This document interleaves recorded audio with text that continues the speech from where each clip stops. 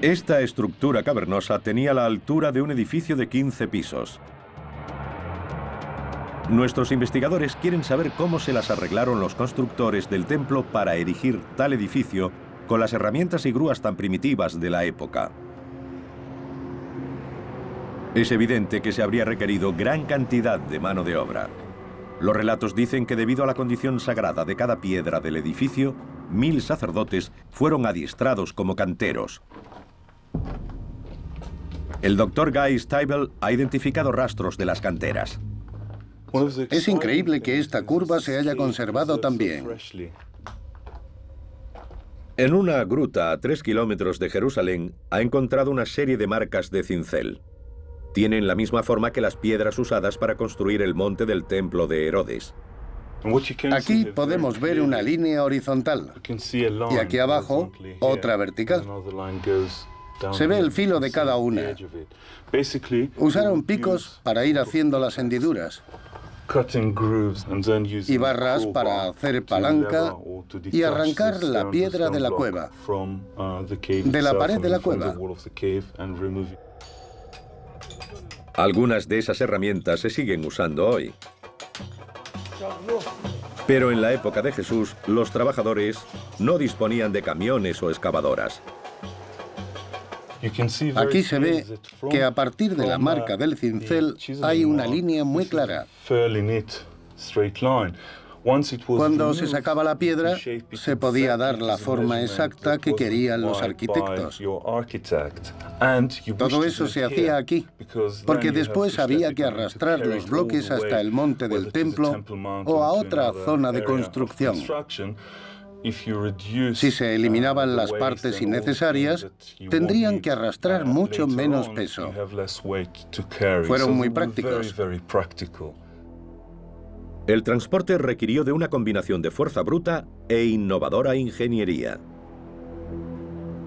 El arqueólogo Ronnie Reich ha recreado una solución que usaron los constructores. Es un sistema sencillo pero efectivo. El bloque de piedra se convierte en eje entre dos ruedas.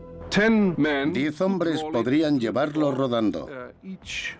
Cada eje podría mover 450 kilos. Una carga imposible de desplazar por una única persona. Así que fue este ingenio el que movió las piedras.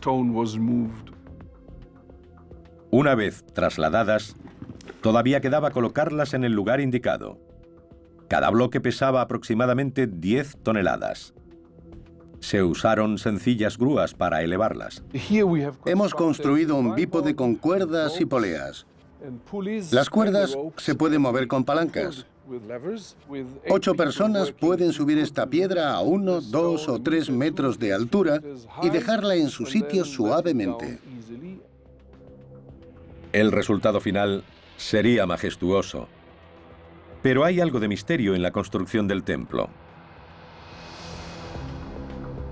El escritor Josefo dice que el templo estaba cubierto de mármol y oro y que desde lejos parecía una montaña cubierta de nieve brillando al sol.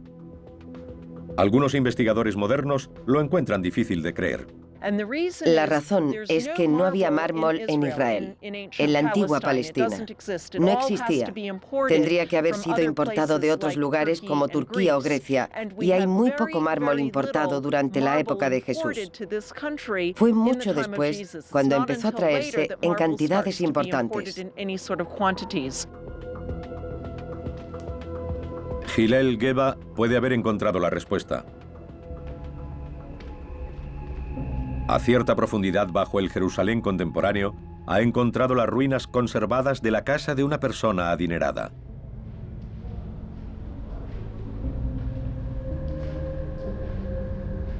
Los muros y techos están cubiertos de complejos dibujos.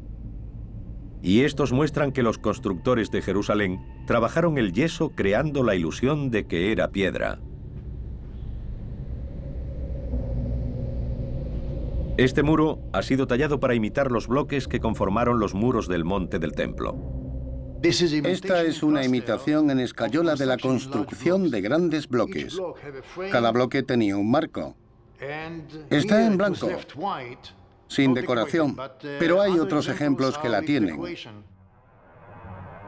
Parece posible que en la fachada del santuario se usara una ingeniosa técnica. En mi opinión, cuando nuestras fuentes describen el templo con mármol o cubierto de mármol, lo que realmente quieren decir es que el edificio estaba hecho de una brillante piedra blanca, o quizá de piedra cubierta de estuco brillante. Ahora podemos mostrar el templo como habría sido cuando vivió Jesús. El punto central de la ciudad, blanco y oro, con columnas de humo elevándose desde los altares de los sacrificios. El edificio fue un imán para creyentes de todo el Oriente Próximo. Cuando Jesús llegó a Jerusalén para su última Pascua, pudo haber más de 200.000 visitantes. Jerusalén tenía que acogerlos. Mientras los peregrinos se ocupaban de sus asuntos espirituales, la vida diaria de esta desértica ciudad estaba dictada por algo mucho más básico: la necesidad de agua.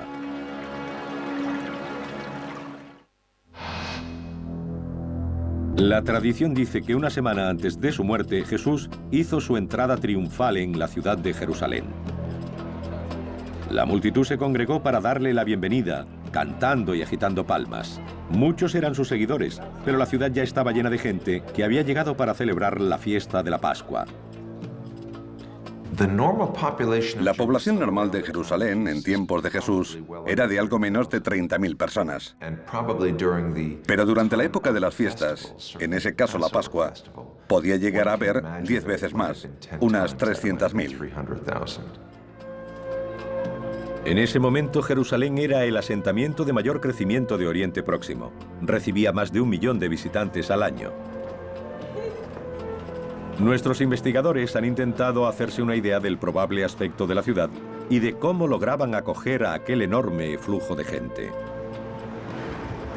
Algunos de los beneficios eran claros y evidentes. Los peregrinos llevaban riqueza.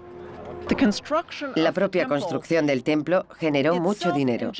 Los peregrinos que llegaban a Jerusalén tenían que gastar dinero en comida, alojamiento, regalos y recuerdos a lo largo de su camino. Y por supuesto, pagar los impuestos del templo y los sacrificios.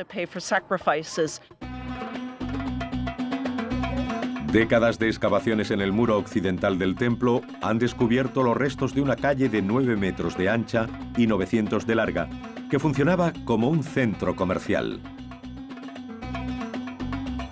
Es conocida como la calle de Herodes. Jesús habría caminado por aquí. Esta es la calle principal de Jerusalén.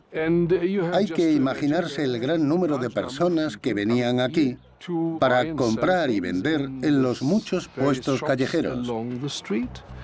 Todos eran peregrinos. Era el corazón de Jerusalén. Algunos arqueólogos llaman a este lugar Wall Street, reconociéndolo como el corazón económico de la ciudad. También han reunido pruebas de la relación entre esos intereses comerciales y la vida espiritual del templo. El examen de la muralla en el extremo meridional de la calle revela los restos de un arco. Es conocido como el Arco de Robinson. Con más de 15 metros de altura y una envergadura de al menos 12, sirvió como una de las principales entradas al complejo. Y en su base, situados contra los muros del monte del templo, habría puestos que venderían productos a los peregrinos. La zona que desembocaba en las grandes escaleras era conocida como el Arco de Robinson. Debió florecer con el comercio, porque la gente que se dirigía al templo era asaltada por vendedores que les ofrecían sus mercancías. Jesús debió encontrarse con una escena así cuando entró en el templo. Furioso por lo que vio, se enfrentó por primera vez a las autoridades. Se dice que se abrió camino hasta una zona llamada el Patio de los Gentiles. Como todos los judíos varones, tuvo que pagar el impuesto de 2 siclos. La moneda especial necesaria solo se podía comprar a los cambistas del complejo del templo. Tenían fama de corruptos. El cambio de moneda debía ser una actividad fraudulenta. Los cambistas se aprovechaban de la gente inocente de los pueblos que no estaba acostumbrada a la vida en la ciudad. Jesús debió ver cómo estafaban a aquella gente y eso le enfureció. Esta es la única ocasión en los evangelios en la que Jesús muestra ira. Para Jesús se habían rebasado los límites del templo y quiso echarlos. Tiró las mesas, destrozó los puestos y les dijo: ¿qué estáis haciendo? Habéis convertido la casa de mi padre en una cueva de ladrones.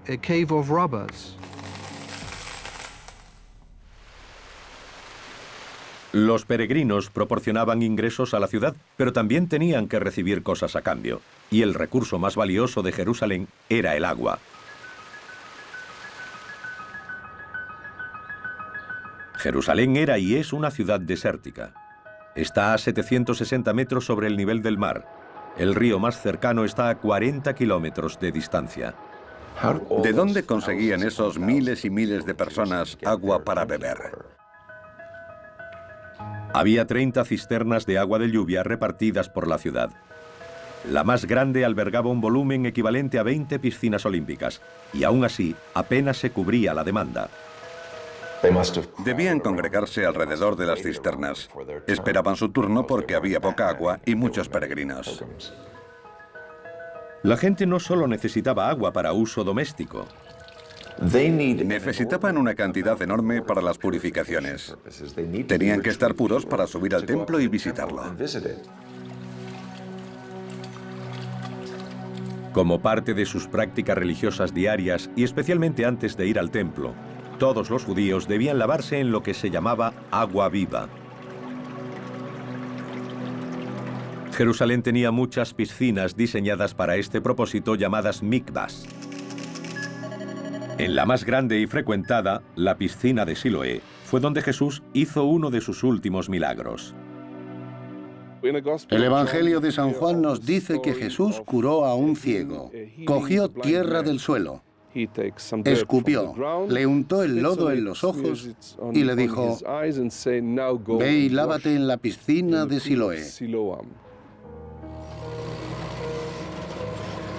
Un descubrimiento fortuito durante unos trabajos de ingeniería en una tubería cercana llevó a Ronnie Reich a localizar el lugar exacto de la piscina y a comprender lo grande que era. Alimentada por uno de los manantiales de Jerusalén a través de un túnel de 500 metros, habría cubierto cerca de 2.000 metros cuadrados.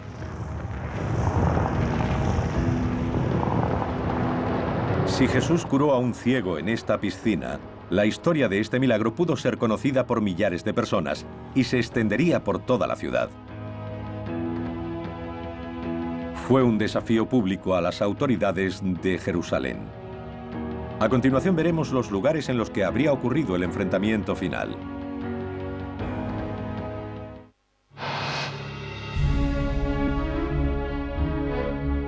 A medida que investigadores, arqueólogos y eruditos bíblicos intentan comprender la metrópolis que fue Jerusalén en tiempos de Jesús, emerge una imagen extraordinaria. Esta es una ciudad desértica, obsesionada con el agua, donde los asuntos espirituales rigen todos los aspectos de la vida diaria, donde la ingeniería práctica e innovadora se da la mano con el misticismo, donde en las festividades religiosas la multitud se congrega en puntos claves de la ciudad. Shimon Gibson ha formado parte del equipo que intenta desentrañar y recrear el lugar más intrigante, la piscina de Betesda. Situada al norte del templo, fue el lugar donde, según el Evangelio de San Juan, Jesús le dijo a un paralítico: levántate y anda. Los arqueólogos han excavado hasta los 12 metros de profundidad a través de 2000 años de escombros, para desenterrar el lugar tal como debió verlo Jesús. Lo más fascinante es que incluso antes de que él llegara aquí, se decía que esta piscina tenía poderes curativos. Cuando Jesús llegó a la piscina de Betesda, había una cola de ancianos, tullidos y ciegos. Todos esperaban su turno para entrar.